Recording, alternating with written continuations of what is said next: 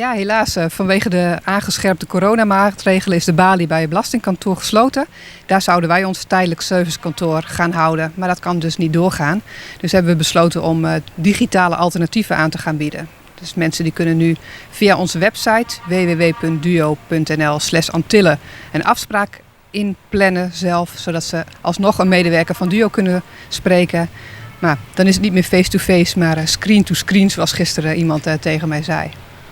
Dus het is nu via een afspraak maken en dan gaat het gewoon via zo'n videochat, laten we zo zeggen. Ja, klopt. Wij hebben een videoprogramma, WebEx heet dat, waar wij gebruik van maken.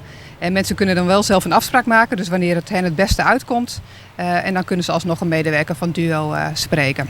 En waar kunnen ze deze afspraak maken? Dat kan ook via onze website duo.nl/Antillen. Daar staan contactmogelijkheden onderaan en daar een linkje naar videogesprekken. Wat we ook hebben is, we zouden voorlichtingsavonden houden. Gisteravond en morgenavond. Nou, die gaan ook niet door, want we mogen natuurlijk geen grote groepen bijeen hebben.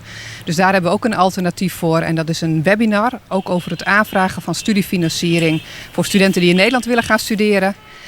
Dat webinar kun je ook via onze website kijken, die staat daar ook online.